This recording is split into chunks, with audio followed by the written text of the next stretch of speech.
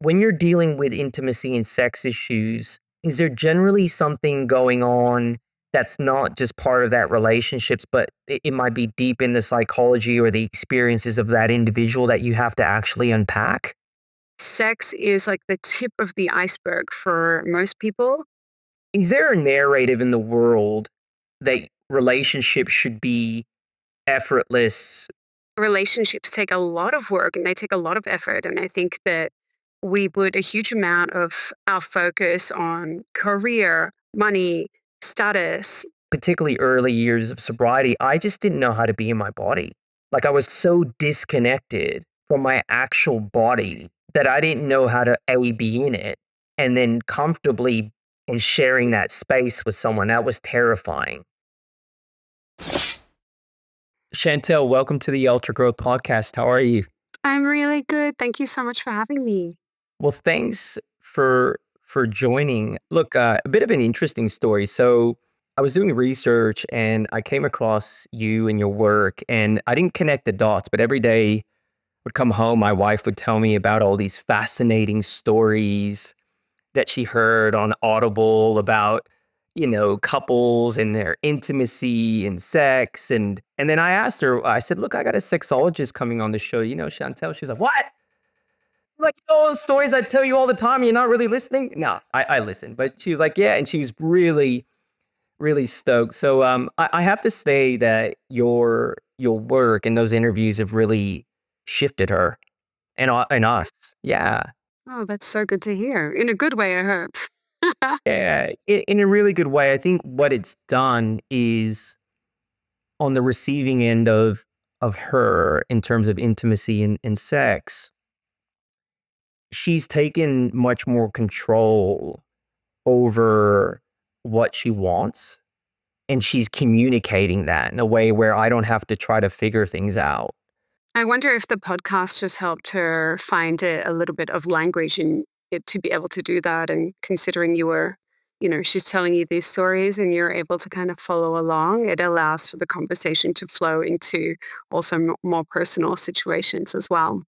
Yeah, I think exactly. I think that's what's happened. It's opened up her world in terms of just understanding that these are conversations that are being had between couples, and it's okay. And it's actually how you shift the needle, I suppose, for the positive in regards to relationships. And I guess in terms of kicking off from there, you know, like anyone, I've had ebbs and flows in my relationship with my wife in terms of when we're truly connected and when we're not. And I think it kind of all came to a crescendo some time ago where life built up upon us with pressure, business, kids, just everything. And then we just had this moment where we realized that we weren't putting in the effort and the work to maintain our relationship. And I just wanted to ask you, is there a narrative in the world that, relationships should be effortless, spontaneous? And if so, like, why do you think this exists? It's probably someone who's a little bit lazy who made up that narrative because at the end of the day, um, relationships take a lot of work and they take a lot of effort. And I think that we put a huge amount of our focus on, yeah, career, money, status, ability. And we need to because we do, need to be able to afford to live. It's an expensive world to live in these days. However, we kind of have like we've grown up watching these movies where everything kind of seems effortless and we've always hid our problems or we've hid our challenges or they've come out in ways of complaining or criticizing or having contempt for our partner rather than going, okay, well, hey, there's something here that actually just needs a little bit of um, conversations, imagination, a lot of effort for sure. Because at the end of the day, one day you might retire, one day your kids might move out and keep going. And you would hope to have a really happy, free flowing, healthy relationship after that. And you're not going to have that unless you put the effort in, right? It's an interesting world we live in, I think, today where I look around and I think there's a heightened message.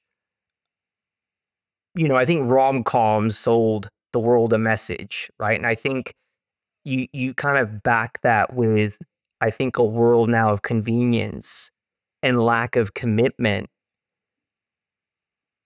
Like, I just wonder how that plays out, in relationships and where or how well they're going or not going. I think that it depends on the culture that you live in and what, uh, your sociocultural kind of environment, how it kind of looks at relationships and looks at effort in relationships alongside kind of work-life balance. I do think in regards to like convenience, I mean, you're from the US, I'm from Australia. We have kind of a similar way of looking at it in the way that there's a lot more emphasis placed on career here and status, and I think that's fine, but it's kind of boring, right? Like I think you're so well known amongst your peers and people that you probably don't even know, but the more that we face outwards from our relationship, the more that we're going to find distance within our relationship, and that's when convenience is kind of comes into play because it's convenient to have someone that we're tied to, and it's convenient to have someone that we think should be able to fit all these roles that we need for love, for intimacy, for friendship, for fun, for play, for challenges along the way. It's a lot to ask for of someone that you're not actually putting any effort into, right? It's an interesting concept how I think you've touched on the culture. Like, I'm culturally Indian, and I look at 2 generations previous to me, and, you know, some of the people in my grandparents' age demographic wouldn't see who they were marrying to the moment of marriage, and they would be married forever. And conversely, you've got my generation where we have complete agency in regards to who we choose, but after 3 weeks or 2 months or 4 months, that person doesn't work for me. And I think that's a really interesting phenomenon. I'm sure the answer is somewhere in between there. This concept of intentional intimacy. How could Chantel couples and individuals that are in relationships get more intentional in their relationships? Yeah, I think if we're talking about like busy couples, so people who are on the go and you want some practical tips, I think that, making sure that you're getting that time that, you might be reserving it for intimacy for yourself, right? Like I think you need to reimagine what intimacy actually looks like. So shift the focus away from traditional ideas of intimacy. So, you know, maybe that means like having sex in bed before you go to sleep at 10 p.m., something like that. Because that, for me, I think that especially for like executives or people who are really busy, that's the worst time to be having sex because your brain's full, you're absolutely exhausted, you've done everything that you need to do from your work day, and you're probably thinking about tomorrow's work day. I would shift it towards maybe more of a morning focus or like setting time aside on a weekend or planning like a weekend away, something like that, if you're able to. Otherwise, look at including, quick moments of connection. Maybe that's jumping in the shower together, or definitely making sure that you're kissing each other before one of you goes to work. Sending those messages, you look hot. Something to make your other half feel desired. I really loved the way that you dressed last night, or you looked so amazing when you were talking, at this professional event, or I'm thinking about you, or I'd love to see you naked tonight, something like that. Um, and definitely making sure that you have time blocks for connection. So just like you would time block for like the gym or free time or, a work meeting, making sure that you're, treating intimacy as something that you can put in the calendar as well. And a lot of people I know will be listening and going, that's not sexy, that's not this, that's not that. That's fine. If your way of working is working for you, go with your way. But if it's not working for you, maybe try my way for a little bit and see how it goes. So a lunch date, an evening cuddle session, a weekend getaway, shopping for toys together, sending toys to each other.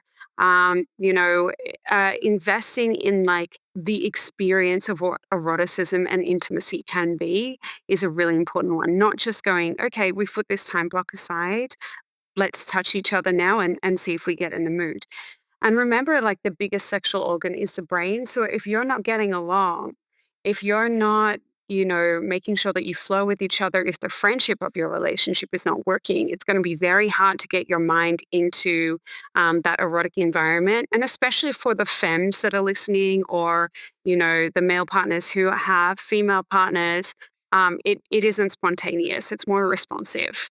You know, as a female, a cisgendered female, I need to be touched. I need to be hearing that I look good. I need to feel desired and wanted and seen and heard, and not kind of dismissed or looked like a little bit of a side action compared to your big life.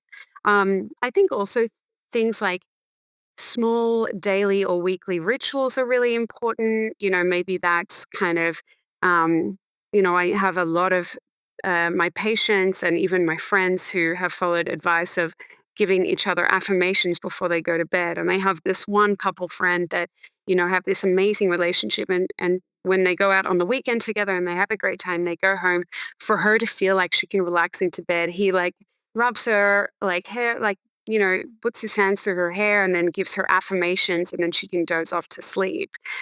So just giving those little, like, I appreciate you kind of moments is really important.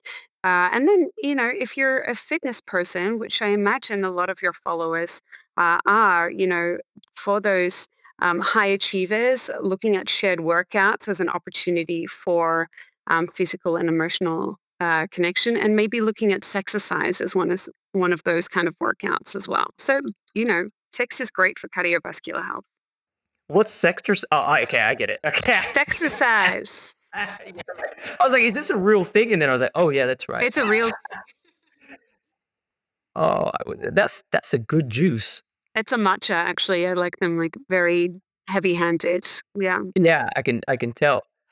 I think as a guy, I never really appreciated the buildup that almost needs to occur from the session that's just completed to the next one, and how much my wife requires me to be thoughtful in how I do that for her to be stimulated. And I think that is one of the biggest kind of miscommunication pieces that we never learn. For me as a guy, it happens in the moment, so to speak. And for her, to your point, there's a process that happens. The other day I said, "Hey, let's go to Honey Birdette," because I had gotten her a voucher, and her response was interesting. She said, I'm not really feeling myself right now." Like, as a guy, I wouldn't say that. Had she said something like, "Let's go to Sexy Land" or something, I'd just go. But it shows me that for her, it's very much where she's at with herself and how she's feeling about herself, right? And, that can mean so many things. That might be something to do with, her personal self-esteem or even sexual self-esteem there, which is something that, I work on a lot with all genders and orientations. But it could be to do with the menstrual cycle as well. You feel really good at some points in the menstrual cycle. You feel like pure shit at other points. It can be, to do with like how exhausted she is and how much energy she's giving to other people or children or, work colleagues or relationship. But it also could be to do with your relationship and how much time you've spent, together creating that emotional connection. So, the response would be, okay, babe, like, what can we do? What can I do to make you feel better? If there's anything, maybe we should, look at booking at another time. I'm going to keep checking in with you. But until then, I want to make you feel as good as possible. And then, creating some time for, uh, I guess a safe communication environment. A lot of the time, people don't get curious about their partners, or they start these conversations with a bit of a kind of biased tone rather than a neutral tone. Um, and I think like making sure that you're hearing, okay, well, you said, why are you feeling, off your game right now? Because you look so beautiful to me. Or, I'm so curious as to how I can help you, make you feel really good. And she might be able to communicate that with you. She might need to go away and think about it. She might need some time alone. We don't even know. But that's up to you as a couple to navigate that. And sometimes when that can't be verbalized, it's better to come in a text message. I tend to work in terms of relationship therapy with more imago therapy. So that works on like the image that you're projecting onto your partner. And it's a type of relationship therapy where you can't speak in a negative way about your partner, but it's more about like mirroring and acknowledging the story they're telling themselves about the situation rather than the story you're telling them about a situation. Give me an example. Oh, I mean, a lot of it actually just has to do with the techniques that you use when you are communicating. So, saying, hey, do you have time for me to bring up how I'm feeling about our sex life at the moment? And you might go, now's not the best time, but I would like to chat about this. Can we talk tonight? I'm free at 6 o'clock. Let's talk then. And then you might agree to that, and then she sits down. I usually get couples to sit as close as possible because it's really good to have that physical connection. So, knee to knee, facing each other, holding hands with each other. And she might go, I'm feeling like you're spending a lot of time at work at the moment. And I understand it's a busy time of year. You've got all these projects going on, but I do feel that I'm trying my best to feel like, my best self erotically and intimately with you. But when you're spending so much time at work, it does, cause troubles with connection here. Rather than being like, hey, you're spending way too much time at work, and I can't talk to you. It's impossible because all you're doing is spending your time looking at your computer screen or talking to your colleagues. So the way of communicating is completely different. And what you would do is during that conversation, she might take breaks. I would encourage little breaks to be taken, every time a real point has been put across. So I'm finding it hard to feel connected to you when you're spending so much time at work. What I hear is that you're finding it hard to connect to me while I'm spending so much time at work. And she goes, yes, that's correct. Or she might go, no, this I mean this instead, right? So you make sure you're on the same course, you mirror what she's saying, you act as a mirror, and then she can confirm and continue going. And then at the end of the dialogue from her, you would then feed back to her the story she's told you. So, from what I'm hearing, the story that you've told yourself around me working so much is that it's hard to connect with me at this present time. And, that's making it hard for us to have a level of intimacy that makes it satisfying for our relationship, something of that sort, right? So, you literally verbatim it back. Um, and that is so simple. It just allows for that communication to be confirmed and for her to go, oh, okay. He understands where I'm coming from. All is okay. He gets it. And then you ask, what can I do to help? And then she goes, okay, actually, what I would love is for us to, book in a night together next week, and we can have some time where we can, really have some fun. I don't want to talk about serious things. I want to go out on a date and I want it to be silly. And then I want to, make sure that we have some time together. Maybe we can have like a shower together and playtime, blah, blah, blah. Something like that. So it's really about just confirming the other person's story rather than assuming that you know what they're talking about. Because a lot of the time, the story that I tell myself about a certain scenario will be totally different to the story you tell yourself.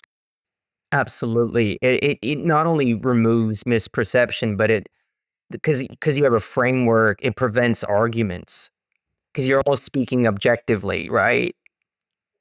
And it's not about blame. It's literally the story I'm telling myself about this, not your reality. It's my way of conceptualizing this experience or this concern that I have. And it's without blame because it's the story I'm telling myself, not you're doing this to me or you're A, B, C, and D, and you're neglecting me. This is how I'm feeling about this. And maybe it's wrong, but this is how I conceptualize it. And then you might go, okay, can I talk about the story I'm telling myself? And you can go, you know what? I am working really hard at the moment and I didn't realize sometimes I forget how much me working hard, you know, can take away from my efforts in the relationship. And I've been feeling pretty exhausted. And yeah, the story I tell myself is that you're really fine and you're so self sufficient and you're so independent. And sometimes I forget that, I need to put some effort into this intimacy. So let's book in that date night. I really want to make this work with you. And with the couples or your patients, are they generally are they generally couples, male, male, male, female, female, female, or can you have any kind of dynamic of relationships, like, or is it generally couples? No, I actually generally I work with individuals and I work with more executives these days. I used to do a lot more couples work. It's only really if I feel like that individual could benefit from having their partner there during that time. But if needed, I will work with the individual one-on-one because that's my preference. I really like helping people.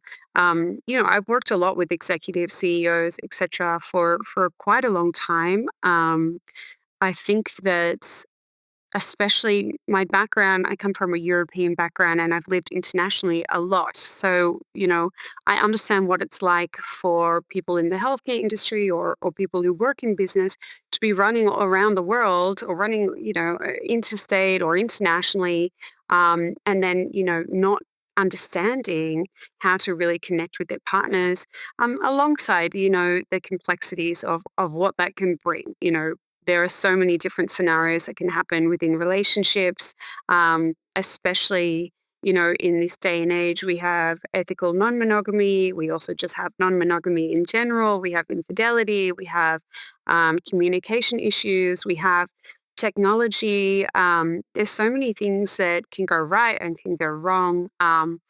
I think in general, though, I run a clinic here in Australia, and we see all genders, all orientations.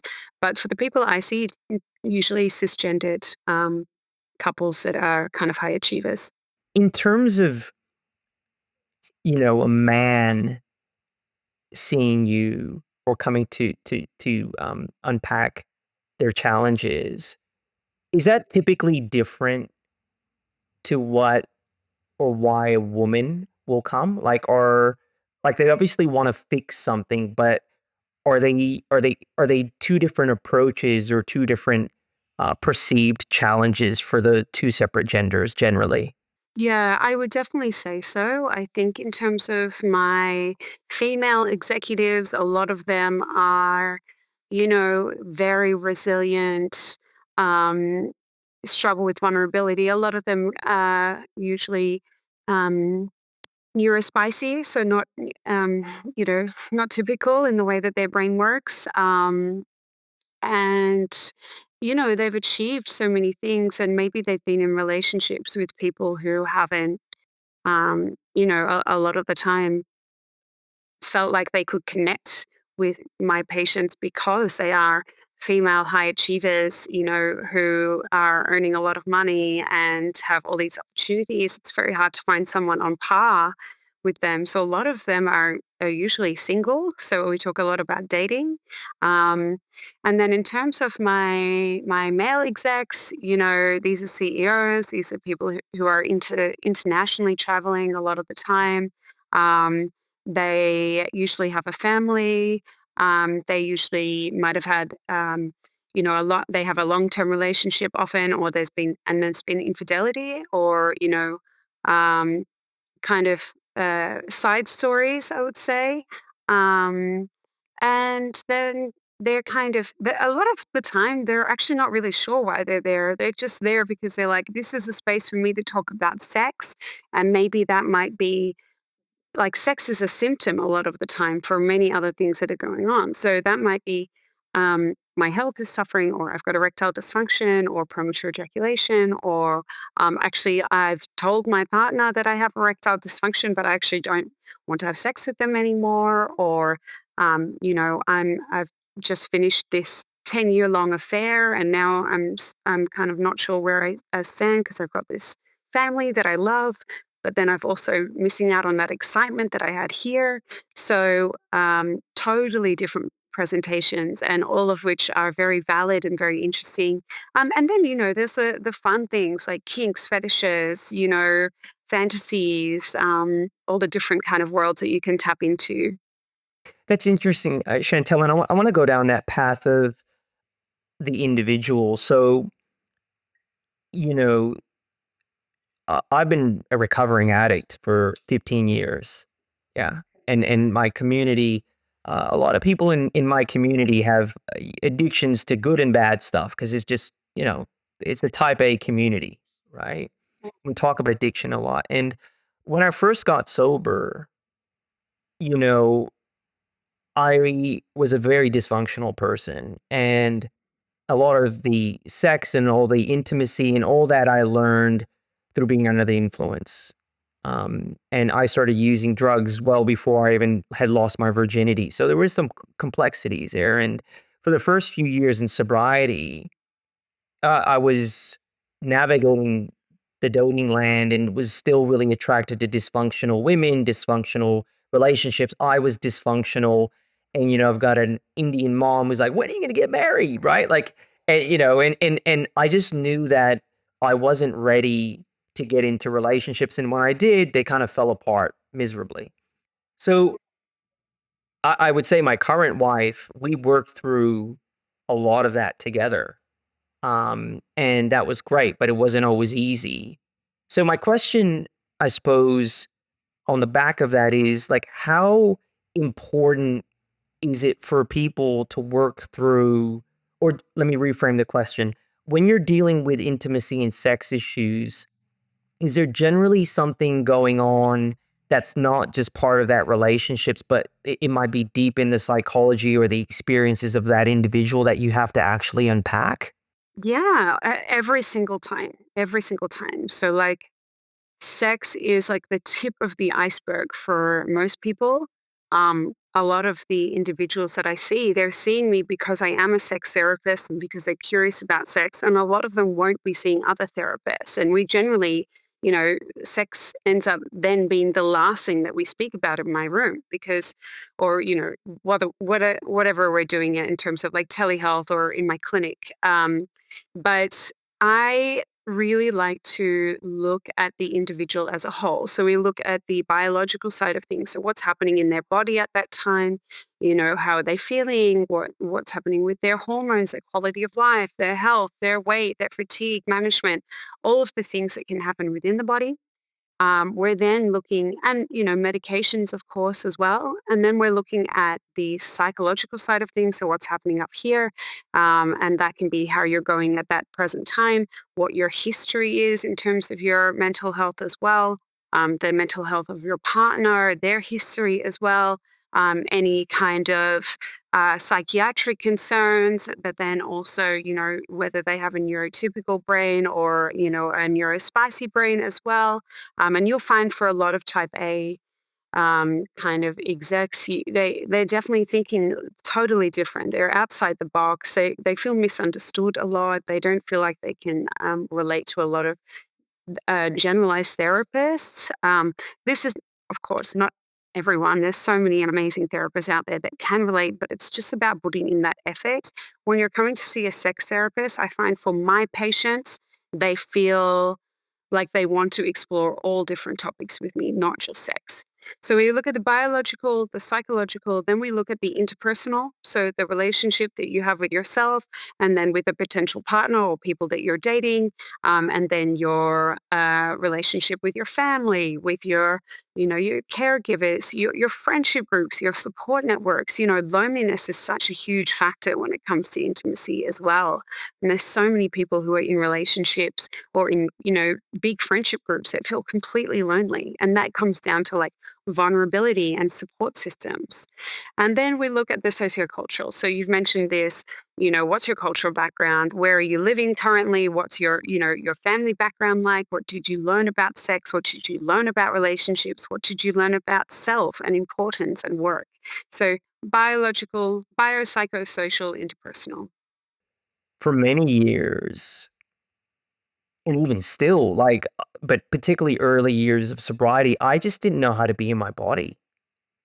Like, I was so disconnected from my actual body that I didn't know how to A, be in it, and then comfortably even think about someone coming into my space and sharing that space with someone. That was terrifying without any alcohol, without anything to kind of manage me. And that took a lot of work. It took a lot of time. Um, with your patients that feel that they're not capable of relationships, because a lot of times we build up this narrative that we're not capable.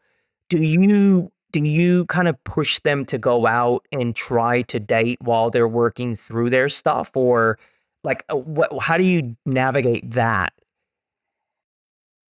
It depends on the individual, really. It depends on one where they're at. I wouldn't I think that dating can bring a level of confidence depending on how successful you are at it, but it's also, like success from my perspective means like going out there, having fun, creating a story, getting a great story out of it, getting some meaning from it, learning some things from yourself, and from the situation that you're in, and learning about boundaries and communication. All of that you can learn while you're dating. So that's then complementary to the therapeutic process. However, if dating is challenging, if it's not going well, if my patient's a mess and they're like, I need to be dating, and I'm like, I think we need to create a healthy foundation here first. That would be better. So, I mean, at the end of the day, I can only offer, guidance. It's me and my patients against the problem that they have. But if they want to go full steam ahead on some things, I'm there to help them navigate that. And sometimes I do think that making mistakes and also, finding things challenging is the way that you do grow. And I'm here for every, step along the way of that. In terms of some of those challenges that people have, like, what are some of the most common barriers to intimacy that you see your patients form in their minds? Challenges that they cannot move through for whatever reason? Oh, I mean, that's a very kind of broad question. I think there's a lot that you can move through. It depends on the support that you have. So that might be um, just for me, or it might be I believe in kind of a team holding you up, a multidisciplinary team. But I do think that your self perception and your sexual self esteem is a really huge part of it. I think that substances can be a really huge part of it as well.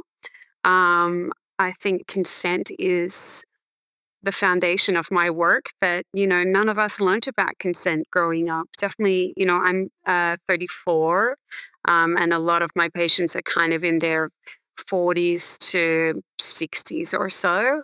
And definitely there was no conversations around consent back then. And so consent can even mean like, can I touch you here? Or can I have a kiss? Or can I ask for your phone number or something like that, rather than kind of bulldozing into a scenario and potentially harming? Um, I think that as well, we see so many people who are very, very successful, and their confidence is based off their work. But in terms of intimate relationships, a lot of the time, a partner doesn't actually care that much. They don't care about your work. They care about how they're treated. And if you're not treating your partner very well, that's definitely going to be something that I highlight as well. I'm not one to step back from a challenge. I'm here to challenge my patients. That's what they pay me money for. And I'm not there to agree with everything that they do. I'm there to go, maybe we could consider looking at this aspect as well, or how do you think that landed when you did that? So I really like that side of things, and I think I'm a very direct person. My parents are Dutch, so we're not kind of known for beating around the bush. And I think that with that also comes there comes some challenges with that as well, because my patients are not used to, a lot of the time in their work environment or in their social lives, being told no, or being told, hey, I don't know if that was the best idea, or, would you consider doing this? So they're really paying for me to challenge them, because I'm allowing them to be more vulnerable. I really think that vulnerability is a huge challenge for most of my patients. So, intimacy, it requires openness, and that can feel really, really risky for individuals, especially if they fear being judged, being rejected, being hurt. And people who have a history of kind of deeper emotional wounds or betrayal as well, they struggle to let their guard down. Especially, and that might not be in relationships, that might be trying to make it to the top in terms of business. There might be so many things there that they feel like, oh, they're hyper vigilant, they're kind of like this. Um, and then there can be traumas and unresolved past experiences. A lot of the time, if we're talking about um, a lot of my patients, they've never told anyone about their traumas before. So that can be emotional, physical, sexual, and that can create real deep seated fears and avoidance of intimacy as well. These experiences can be very tragic sometimes, and they can lead to hypervigilance and mistrust and difficulty feeling safe with others. And then we have mm, then we have attachment issues as well. So insecure attachment, anxious, a lot of avoidance. A lot of executives are avoidant. That can all hinder intimacy as well. And then there are things like body image and trust issues. And I mean, the list can go on. I can have a scroll and I would wind it down and it would go on for, a long, long time, kilometers. Yeah. The interesting thing about that vigilance, I think it's par for the course. I think a lot of executives build up a narrative off some data points that they need to be vigilant, and maybe rightfully so. But when is a person uh, that's developed good self awareness steps back, you can see how we've also maybe driven some of those behaviors at other people too that we have copped ourselves. And, like I think you're right. I think the more driven a person is and the more that they've achieved, the more that they perceive that they might have had their back against the wall at certain times. And I think that's the unique challenge of becoming successful is how do you do that while still keeping an open heart, maintaining vulnerability, because it's a tricky balance, because it's very easy to start to believe and really buy into our own narrative around why we need to be defensive and why we need to not mistrust and why we need to keep the door shut. And, then you couple that with some relationships where we might have been done dirty in the past. And then we formed a whole mindset that, hey, the world is bad and, we need to watch out. One question I want to ask is your perspective on technology. So like we now have, Tinder, we have all these platforms. Like in your view, has it, as a net result, made things better, easier, more complicated? Like, what's your view on the online apps space? Oh, I mean, it's kind of, yeah, it's definitely made things more complicated. There are obviously pros and cons. You can look at everything from a well-rounded perspective, but I think if we look at like the simplistic way of you were speaking about in your culture how, your grandparents would meet their partner on their wedding day and stay together. That they really worked on their relationship, and they had different versions of themselves in that relationship, and they were put into a situation where there were no other options. So, do the options then hinder the relationship? I think that absolutely. Everyone, we live in such a hedonistic society. We're gluttonous. We want more, more, more. We want better, better, better. Everything has to be the best technology, the hottest technology. It's got to make us look really good. And that all kind of, it's the same in relationships. We're very hedonistic, and especially if we're talking about things like, also substances and worlds that we can go into and scenarios that we can create, there will be some people who go deep into that journey as well, but can be very high functioning. That's also going to impact on relationships too. So that comes down to options that we have that are part of technology too, because all of this is sourced from technology. All of this is about how you can connect via communication. So yeah, I think technology, I mean, there are benefits because I'm here because your wife and you have listened to my podcast. So then we have some benefits there of education, but then we have cons in terms of, yeah, so many different layers to that. But I think the dating apps, in itself, I do, watch my friends, and I watch, I have a lot of friends who are kind of, coming out of long-term relationships now, and they're looking at their variety online. I would say like they're struggling. If we're talking about Aussies, they're struggling in Australia. So I'm like, set it international if they can afford to go overseas, or just get to Milan, get to a nightclub in Milan, and you'll be fine. Go have some fun. I'm all about having fun. That's wild. Full disclosure, I met my wife on Tinder, right? So I had an Australian friend come back from Hawaii. He's like, dude, this thing is amazing. I was like, what? It's like not like eHarmony. You don't have to message someone 500 times. And I was doing an MBA, and I was never not in the office, and I was not drinking. So I just didn't know how to meet people, right? Like I'm studying, I'm working, I'm not drinking. And my wife was the second person I messaged, and she deleted the app after like our second day. And that was it. We got married, right? And 2 kids and years later. But I went on there really intentional. Like I saw it as a strategy, and so, like I really saw the upside. But as an addict in particular, like I can see how it was crazy, because something like Tinder really changed the paradigm for women too. It allowed women to become promiscuous in many ways without any kind of like, it was weird. Like it allowed women to operate in a way which was taboo for so long, I feel. And so it It was a wow. normalized it, you mean? It made It, it a it, bit it more acceptable? yeah, it made it acceptable, I think, right? Like, and then I think that way that was cool. But it also created this endless field of potential opportunity, right? So my friends were like on there like gambling, like they can't take their eyes off the screen, right? Like it's the Getting dopamine those hits. And dopamines, yes. yeah, yeah, right. Because it's completely, it was fantastically made and well made product. But anyways, I just, yeah, I wanted to get your perspective, because I know that you've had you've been involved with, I think, Bumble, and I thought you'd have some good insights on that. But one final question before we wrap up the show, and again, I really appreciate you coming on the show, Chantelle. For a couple that is struggling like right now in terms of their ability to sustain desire um, in their relationship, like they might feel overwhelmed with busy and just life. Like, what do you think they should do as a next step if they were to be listening to this interview?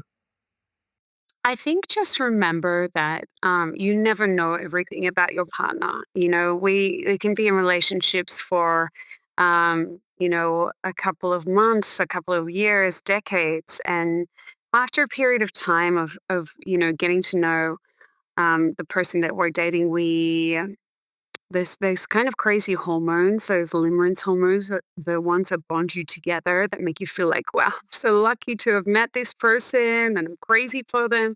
Those all wear off and we lose our curiosity. And the expert on your partner is your partner.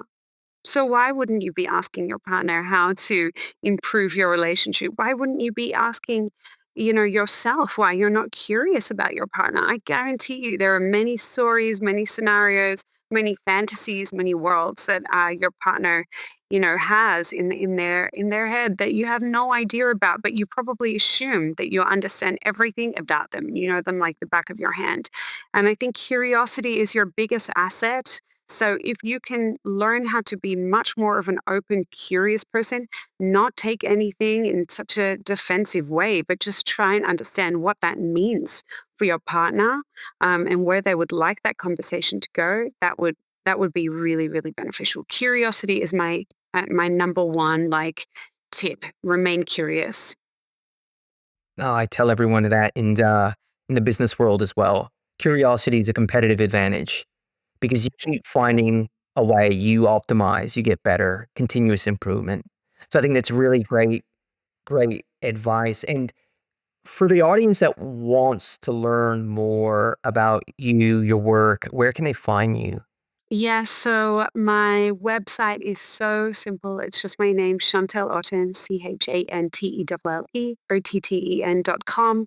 And on there you can find my social. So on Instagram, it's Chantelle_Otten_sexologist. So hopefully I see a few more followers there. Thank you so much for your time today. Thank you. Thanks for having me.